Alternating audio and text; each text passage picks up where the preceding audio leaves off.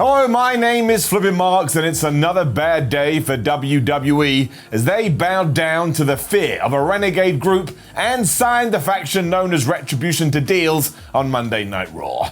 This was particularly shocking given they've spent months telling us how dangerous they were, and yet that didn't stop Vincent Kennedy McMahon from getting out his checkbook to officially welcome them into his company. The only thing I can figure is that the genetic jackhammer is using reverse psychology on them, like a mother to their child. Retribution's big bugbear in their panty seems to be that wrestlers want to be rich and successful. Now that they have this deal, they too will be rich and successful, so McMahon wins somehow. It also seems like at least 3 members of the group have fallen out of the set from West Side Story, as their names are T-Bar, Mace, and Slapjack. You may laugh, but really, is it any dumber than names such as John Cena, Randy Orton, or Bret Hart? All clearly goofy, made-up names with a squared circle, and yet all went on to tremendous success. We here at Kayfabe News would also like to make it very clear that we support Retribution in all their endeavors and would ask that they don't come around here. There's about 5,000 of them, and we simply don't have the room. We also built this studio with our bare hands, and if it gets wrecked, we likely won't be back. So T-Rex, Face, and Flapjack, please know we hope you kick as much behind as possible and win your race to stop people being happy and content. Hear, hear. We also now know that it's official, and at this Sunday's Clash of the Champions pay-per-view, we shall have Randy Orton challenging Drew McIntyre for the WWE title in an ambulance match. Now, this sounds crass, given that an ambulance is there to save people's lives. We certainly wouldn't disagree with that, but that is the sheer level of intensity that this feud has in its pocket. Orton gets some weird sexual kick, sending people to local medical facilities. I think that's what he said. And McIntyre is mad his jaw hurts. That's the fuel for a match for the ages. Keith Lee did try and sneak his way into proceedings, but alas, the Viper struck once more, and after Drew had Claymore kicked Lee right in the face. Given this would have likely have been the end to that contest, and that Lee has found himself in this position not once but twice before after an RKO, I think it's fair to say that this bubble has burst. I mean, what a loser. That win at Payback was clearly a massive fluke, and to think I almost bought his t-shirt from Euroshop. Not likely now, Keith. Not likely at all. Speaking of big failures, Dabba Kato lived down to expectations. Despite talking a big game as he went face-to-face with Braun, I have no chill Strowman in Raw Underground, he got knocked out in seconds, proving that he's nothing but an inexperienced rookie that has a name that sounds like a member of the Rugrats. You remember that? Yeah, Tommy, Chucky, Angelica, and now Dabba. He does still seem to have beef with Kevin Owens, but after this failure, I expect Owens to destroy this idiot as and when he chooses. And of course, if his balls are alright. The pirate known as Alistair Black wrecked those here by putting Kev's testicles into the ring post. Everybody here at Kayfabe News sends thoughts and well wishes to Kevin Owens' groin. In wonderful, heartwarming news though, the IIconics are back together, proving that they're smarter than they look.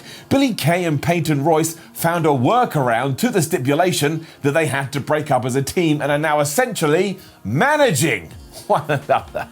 How clever. It almost worked too, as Royce had a match with Raw Women's Champion Asuka that was only slopped when Zelina Vega caused the DQ. And this was riveting too, as Asuka was trying to lock in the Asuka lock with Peyton. She was simply fighting for her life. I mean, they were rolling around, falling over each other, both seemingly out of control. They were giving it their all, and if Asuka is able to do away with Vega, who is on a tear right now on Sunday, you've got to imagine that Royce will be rating right there with Billy by her side. I mean, it's tremendous stuff. You couldn't write it. What is not tremendous, however, is Seth Rollins. As I'm a wrestling historian, I know all about the history of wrestling, obviously. And seemingly, so does Mr. Rollins. For you see, he also told us on Raw that he had concrete proof that Dominic Mysterio was not the offspring of one Ray, a scenario which has been presented to us before. Way back in 2005, a two-eyed Rey Mysterio tangled with Eddie Guerrero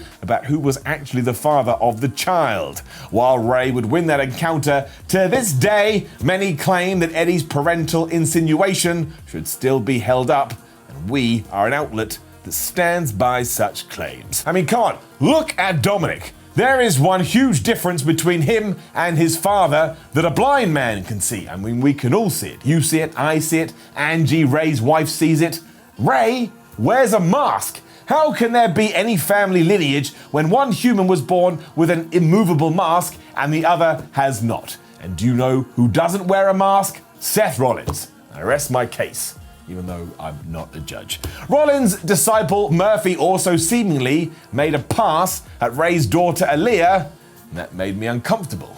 I mean, they barely know each other. It'll never work. In other happy news, Andrade and Angel Garza were able to get past their differences, reunite, and become the #1 contenders for the Raw Tag Team titles for the 789th time, which was a lovely story, I thought. And of course, Apollo Crews also got some semblance of revenge against Cedric Alexander when he pinned him after using the roll-up. What a move that is too. I don't know whether you've noticed, but be it the end of days, the RKO, the start of the frog splash, or the spear, the roll-up never fails to beat an opponent. I mean, it really is tremendous and a real weapon in any wrestler's arsenal. I mean, truly extraordinary. We also saw women's tag champs Shayna Baszler and Nia Jax carry on their tear as they ate Lana and Natalya alive. And of course, this is all building to the Clash of Champions pay-per-view this Sunday, which I shall run down for you right now because I know that you're a lazy buffoon. For starters, of course, we do have Drew McIntyre versus Randy Orton in that ambulance match, and really my main concern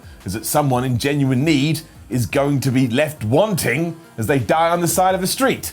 Asuka will also be taking on Zelina Vega in a true highlight for the former manager, now turned wrestler. Nia and Shayna, as just mentioned, will take on the Riot Squad, who seem terrified about this encounter. The Street Profits will fight Andrade and Garza in what surely must be the latter's last chance, as I feel like they do fight every week. And of course, Big Bobby Lashley will defend his US title against Apollo Crews.